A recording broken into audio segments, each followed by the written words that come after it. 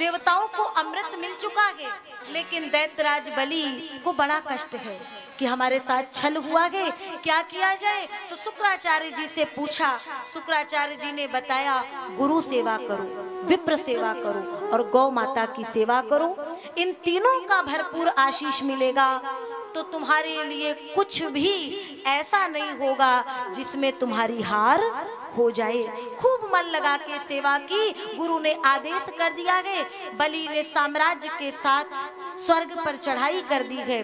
देवता फिर वैसे रह गए। और तब कश्यप जी की पत्नी, देवताओं की माँ, अपने आश्रम में खिन्न मन से बैठी है, मन में कष्ट है। कश्यप जी ने पूछा तो कहती है ये दैत्य बार बार आते हैं और हमारे पुत्रों के राज्य को ले लेते हैं, देव समाज के राज्य का हड़प कर लेते हैं। मैं चाहती हूँ मुझे कोई ऐसा पुत्र मिले जो इन दैत्यों को सबक सिखा सके। कश्यप जी ने व्रत के बारे में बताया है। माँ ने उस व्रत को नियम से किया है। समय बीता, भादों का महीना आया है और हमारे परमात्मा का सर्वप्रथम भादों मास में पहला अवतार होता है। वामन अंगुल के आते हैं, नाम होता है वामन नारायण। बोलिए वामन नारायण भगवान की। वामन जी को किसी ने भिक्षा पात्र दिया है, किसी ने कमंडल दिया है, किसी ने आसन दिया है। भिक्षा पात्र में दान लेकर के और जब बृहस्पति जी के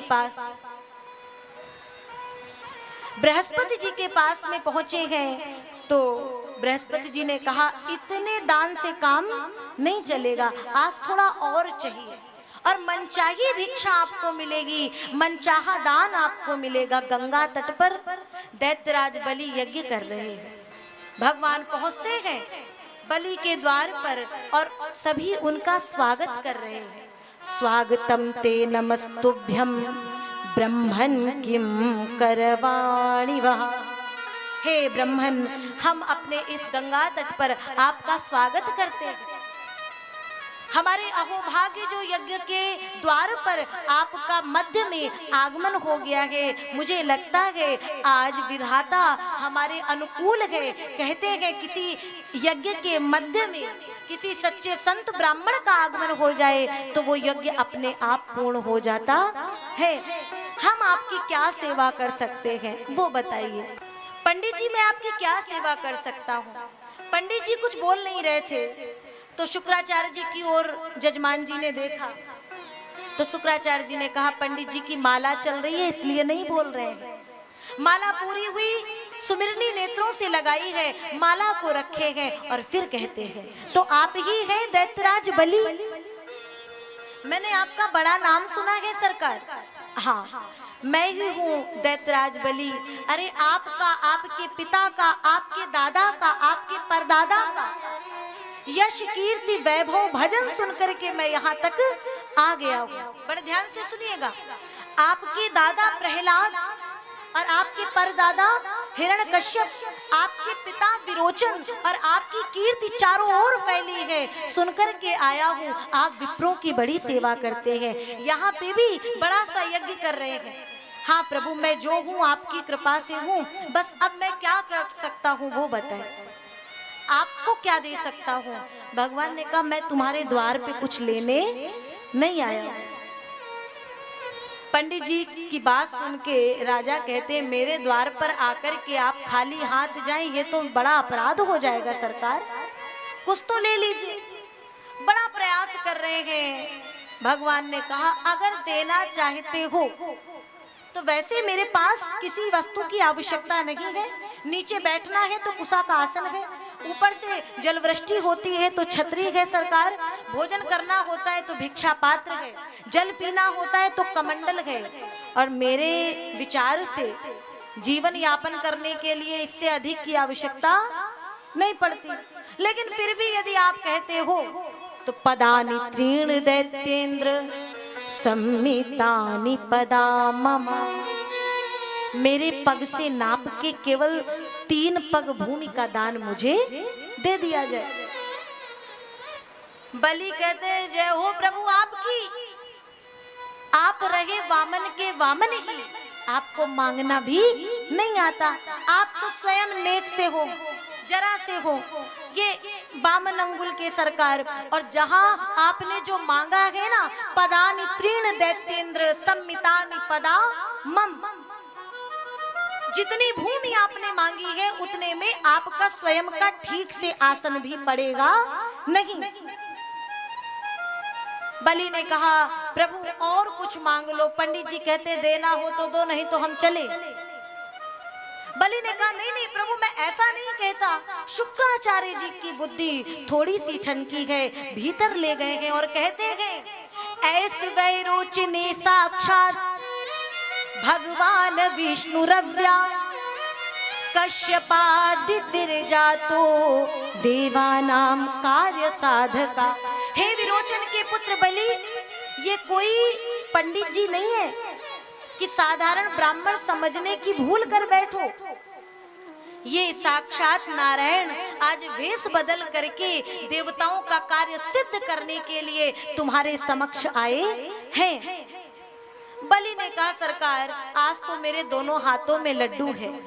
अगर ये साधारण ब्राह्मण है तो जितना मांगा है उतना दे दूंगा, और अगर ये वो परमात्मा है तो भी दूंगा, पीछे नहीं हटूंगा। क्योंकि मेरा कितना बड़ा सौभाग्य होगा कि जो परमात्मा सबको देता है आज ये बलि उसको दान देगा, इसलिए मैं दूंगा सरकार। शुक्राचार्य जी ने कहा तुम बावले हो गए हो, मान जाओ, अभी भी समय है सरकार, मैं संकल्प नहीं करूंगा। बलि बाहर आए और पंडित जी से कहते हैं हमारे गुरुजी ने तो सरकार संकल्प कराने से इनकार कर दिया। बामन जी ने कहा तो संकल्प कौन कराते हैं? या तो ब्राह्मण कराते हैं या तो गुरु कराते हैं। मैं भी ब्राह्मण बालक हूँ तो मैं संकल्प करा देता हूँ। पंडित जी ने कहा सरकार तो हाथ में जल लीजिए। कमंडल से जैसे ही जल निकालने को हुए, शुक्राचार्य जी कमंडल के नली के द्वार पर बैठ गए। जल बाहर नहीं आएगा तो संकल्प नहीं होगा। तो भगवान ने कुसा के आसन से एक कुसा निकाली है, नली में डाली है। शुक्राचार्य जी की एक नेत्र बंद हो गया सरकार। शुक्राचार्य जी ने कहा ज्यादा देर रुकेंगे तो दोनों गोविंदाय नमो नमः हो जाएंगी, इसलिए निकल लो सरकार। और फिर संकल्प हो गया। हमारे वामन जी सबसे दान ले रहे हैं और सरकार संकल्प हो गया। वामन जी ने कहा तो प्रभु नापू। हाँ हाँ सरकार, अब तो संकल्प हो गया। भगवान आरंभ करते हैं नापना। पृथ्वी नापी एक में, दूजे में आकाश। त्रिलोकी का साम्राज्य जो था ना, मेरे परमात्मा ने उसे तो 2 पग में ही नाप लिया। फिर कहते हैं तीजा पग अब कहाँ रखूं, सारे असुर निराश। कहो भाई, त्रिलोकी के साम्राज्य के अधिपति, हरिओम, ये तीजा पग कहाँ रखूं सरकार? बलि ने कहा अब तो मध्य में पास में कुछ भी नहीं बचा। फिर कहते प्रभु बताओ दान बड़ा होता है या दान देने वाला? बोले सरकार देने वाला नहीं होगा तो दान कहाँ से आएगा? तो बोले अगर देने वाला कुछ भी बड़ा होता है तो ये आज देने वाला बलि अपनी पत्नी और अपने बच्चों के साथ में नारायण के श्री चरणों में समर्पित है। और अपना तीजा चरण आप मेरे मस्तक पर, मेरे शीश पर रख।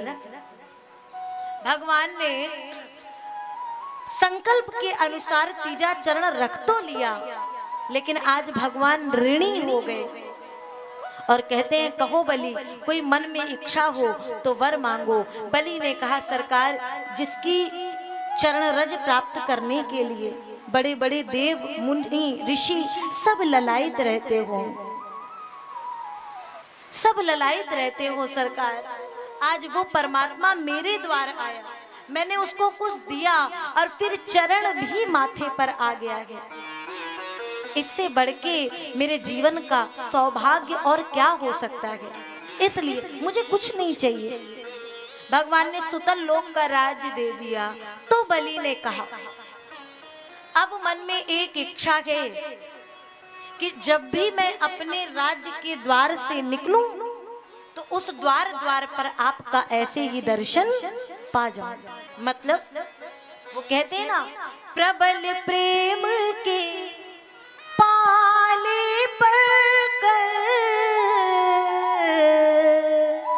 इस प्रभु को नियम बदलते देखा, अपना मान टले टल जाए पर हम भगत का मान ना टलते देखा। वामन जी सबसे ले लिया, कोई बचा हो तो बाद में ले लेना सरकार। बोलिए भक्त और भगवान की प्रबल प्रेम के पाले पड़कर आज भगवान प्रेम के कारण ही मानो बलि के द्वार पर द्वारपाल बन गए हो। बड़े दिन बीत गए हैं, लक्ष्मी मैया ने देखा अभी तक भगवान आए नहीं, कहाँ रुक गए प्रभु। ब्राह्मणी का वेश बना करके खोजते खोजते आई हैं। वामन जी देख रहे अब कहाँ जाए। बोलो बांके बिहारी लाल की। लक्ष्मी जी खोज रही हैं, खोज करते करते पता चला है कि भगवान तो सुतन लोक में विराजमान है। और जैसे ही पता चला प्रभु सुतन लोक में है, वहां पहुंची है और वहां पहुंच करके भगवान को उस द्वारपाल दरबान के रूप में देखती, द्वारपाल के रूप में देखती है तो नेत्रों से अश्रुपात आ गए हैं, झरझर आंसुओं की धार बहने लगी कि सरकार अपने भक्तों के लिए आपने हर वो रूप लिया, लेकिन आज इस दरबार मानो चौकीदार के रूप में हो आप। उतने में ही बलि का आगमन हुआ, ब्राह्मणी को देखे गए, प्रणाम किए गए। लक्ष्मी जी ने कहा भैया मैंने आपका बड़ा नाम सुना है, आपकी कीर्ति सुनकर के यहाँ तक आई हूँ। भैया शब्द का संबोधन हुआ है, बलि ने कलाई आगे कर दी है, रक्षा बांधी है। और तभी हमारे आचार्यगण जब रक्षा बांधते हैं तो कहते हैं ना, एन बद्दो बलि राजा दानेन्द्रो महाबला। ये वही रक्षा है जो हमारी लक्ष्मी मैया ने बलि की कलाई पर बांधी थी, और उसी समय से हर बहन हर भाई की कलाई पर ये रक्षा सूत्र बांधती है। और तभी से यह पर्व जिसका नाम है रक्षा बंधन यह मनाया जाने लगा। और कहते हैं भाई अपनी बहन को कुछ ना कुछ उपहार देता है। तो बलि ने कहा बहन हम आपको क्या दे सकते हैं। बोले ये जो आपके दरबान है ना इन्हें दे दो। क्यों बहन ये आपके कुछ लगते हैं क्या। बोले भैया ये मेरे कुछ लगते नहीं हैं, अपितु यही मेरे सर्वस्व सब कुछ है। इतना कह करके लक्ष्मी जी अपने मूल रूप में आई तो बलि थोड़ा सा कांपा और कहता है कि सरकार एक बार भगवान आए थे तो सब कुछ ले गए, लेकिन सदा के लिए मेरे हो गए, यहाँ ठहर गए, लेकिन माँ आज आप आई हो तो थोड़ा कष्ट हो रहा है, जो मेरे भगवान को ही ले जा रही हो। भगवान ने कहा बलि मैं जा तो रहा हूँ, लेकिन मैं तुम्हें आशीष देता हूँ कि तुम सदैव अजर अमर रहोगे, और तुम्हारे यहाँ द्वार द्वार पर मैं सदैव तुमको ऐसे ही सूक्ष्म रूप में किसी और को नहीं दिखूंगा, लेकिन तुम्हारे नेत्रों को मेरा दर्शन सतत होता रहेगा। बोलो बांके बिहारी लाल की।